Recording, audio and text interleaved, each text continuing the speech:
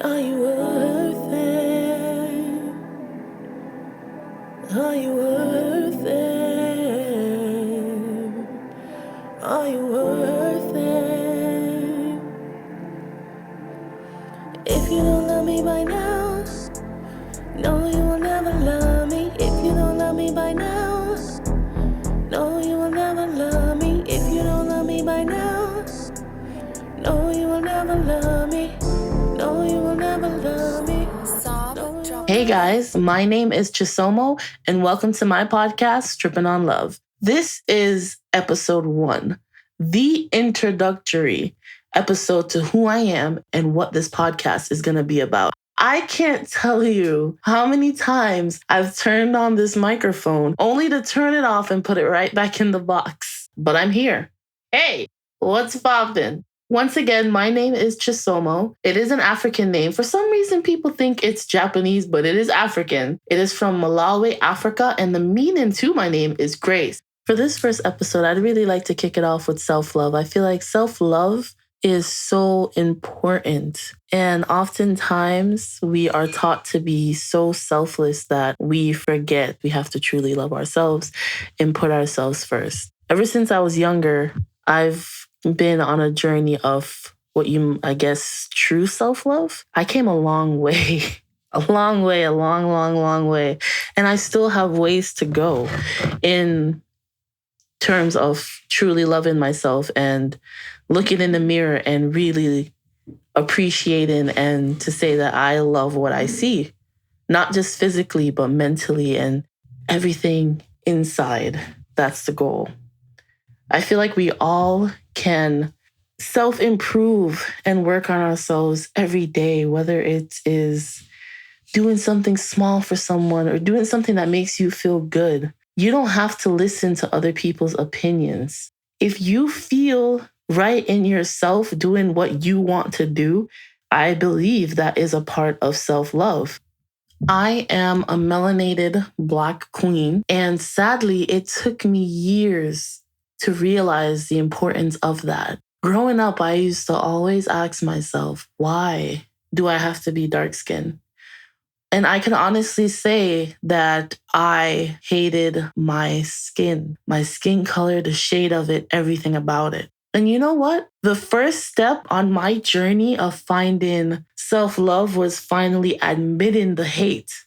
Let me repeat that. My first step on my journey to self-love was me finally admitting self-hate. And that's very important because a lot of us can't fix a problem that we don't know is there until you and yourself realize that, hey, I can't feel this way about myself anymore. I cannot look at myself this way anymore. You can only see yourself through your eyes. You can't see yourself through anybody else's eyes but your own. So why keep letting yourself suffer every day you look in the mirror? So a lot of the times, a lot of us have to first admit that hate before we can go on our journey. I remember my junior year in high school, I sat with my best friend at the time. We were in the courtyard and I looked at her and I said these exact words. I told her, I hate being dark-skinned. I hate being a dark-skinned female and I feel ugly because of it. It wasn't until that moment that I needed to make a change in my life. But don't get me wrong, that change did not come the next day after that statement. But it was a start.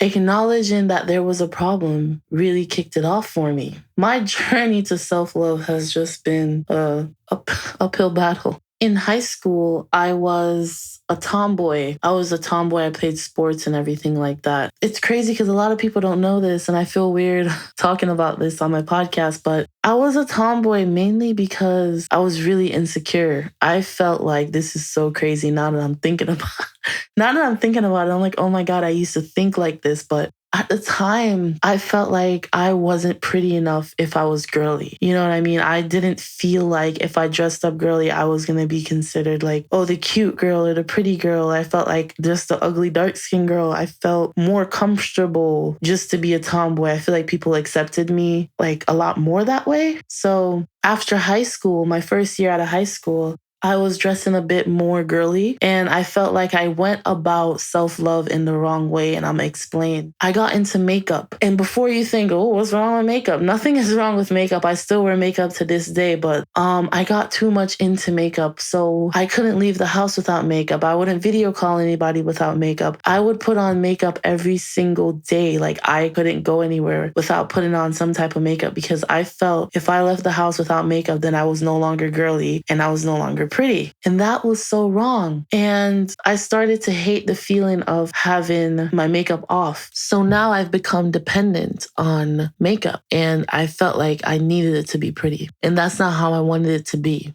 I wanted to see the beauty within me first before I made any enhancements. I wanted to feel pretty in my own skin without any enhancements, just to go outside and be like, yeah, like I look beautiful and I know I'm beautiful. But then you got them days. Don't get me wrong, where you want to beat face and you ready to stunt on some hoes. Okay. You have those days, which is nothing wrong with those days. Like I said, I wear makeup now still. But at that time, I had to take a break. Once I realized this pattern of constantly needing to have makeup on my face, or I would just get really sad looking in the mirror and not looking the same, I'd feel really insecure. I started to get really insecure when I took my makeup off, like I don't look good. So I started to look at my face more, stop wearing makeup. And it was a process. It was a process. And it still is a process.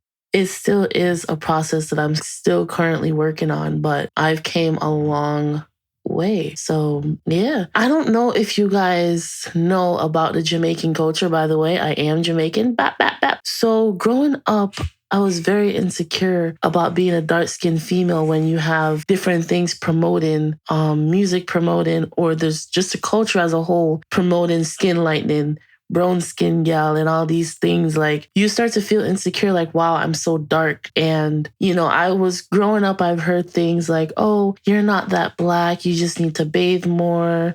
When I was a teenager, I had family members and people around who would offer skin lightening creams, skin brightening soaps. They're like, oh, it's not going to bleach your skin, but it's just going to bring out your real complexion. So, I can't speak for every Jamaican. So if you're a Jamaican and you're listening to this, do not chew my head off. I'm speaking from my experience personally growing up. I did not feel like my dark complexion at that time was as embraced. So I grew up very insecure about myself. It took me a long time to appreciate my skin that I'm in now. Even in school, and a lot of Black people do not talk about the hatred that's within our own community. When I was in school, I had Black kids bully me in middle school. They called me gorilla. They would say that I'm burnt and say all types of stuff. So yeah, it's a process to work on that self-hate. You know what I'm saying? And I can't really blame the Black community because it's just a systematic thing. But I feel like it is something in the Black community that we do need to talk about because it's not healthy. But yeah, growing up was really rough. And it took me a long time to appreciate myself. And I'm happy that I'm on this journey, and I'm happy that you guys will come along on this journey as well. It is a very hard journey because a lot of people, they see you and they think that you're confident. They think that but they don't know what's going on inside your head. Nobody knows what goes on inside another person's head. So anytime you can encourage somebody, you should, because you really don't know what they're going through. They might seem like the most confident, well put together person in the world, like, oh my God, but sometimes they're really not. Sometimes they're really hurting. And sometimes they look in the mirror and don't know who they see. You know what I mean? To touch back on loving yourself before any enhancements, I'm going to explain something else. I feel like I'm overweight. No, I am overweight. Not I feel, I am overweight. But losing weight is a process. It is a very hard process for some and a long process for some. And it's not going to happen overnight. It's not going to be something that happens with the snap of a finger.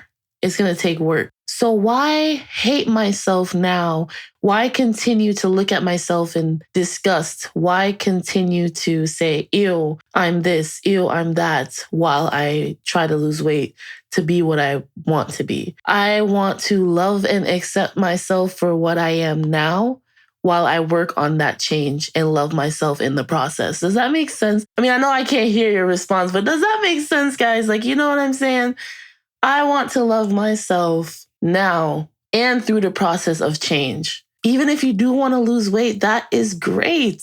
A healthier life, whatever you want to do, just love who you are now. If you have teeth that you don't like, until you can get your teeth fixed, love and appreciate the ones that you have. You can still eat your food. You can still do what you do, whatever you do, but you still have teeth. So until you can get them fixed, love yourself. And there's nothing wrong with fixing something that you would want to fix on your body. A lot of people often say that you don't love yourself if you fix things on yourself. That's stupid. That is dumb. Absolutely dumb. If you're a girl with a flat butt and you want to get a bigger one, cool. But until you can get a bigger one, love and appreciate the flat butt. You know what I'm saying? If you want to get a tummy tuck, you can do that. Just love yourself while you don't have the tummy tuck. Until you can get the tummy tuck, love and appreciate yourself. I don't want anybody to just look at themselves and not love what they see. There's nothing wrong with wanting to fix something about you, but love yourself while you are who you are until you can get those enhancements. You know what I mean? You guys get what I'm saying.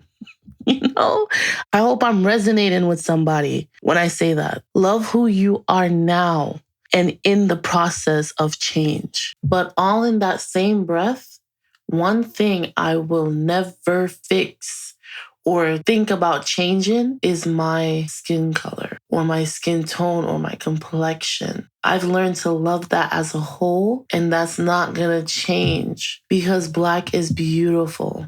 And I wish they teach more of our daughters and sons that Black is beautiful and melanated people are beautiful, from the lightest of color to the darkest. We should never have to feel like we are too dark. We should never have to feel like we're not light enough or we're too light. Black people should just be happy with the skin that they're in. Nobody should be too Black and nobody should feel like they're not Black enough. You guys get me? I talk about this the first episode because I feel like this is the basis of who I am and why I wanted to start a podcast. And don't worry, not every week is going to be, anything that's sad or down.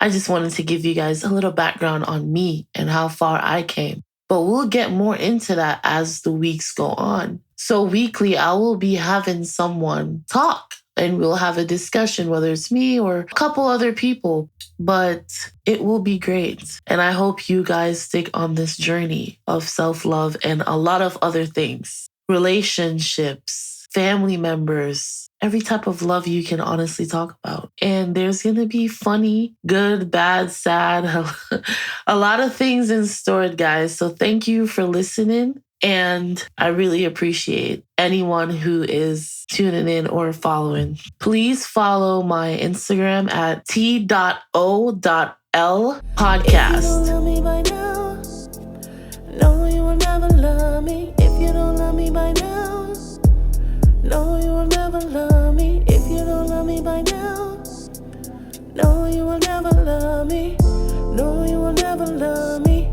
No, you will never. Calling me wifey, calling me baby. Say you don't love me, but you really like me. Boy, I'm not for nice, so don't try to play me.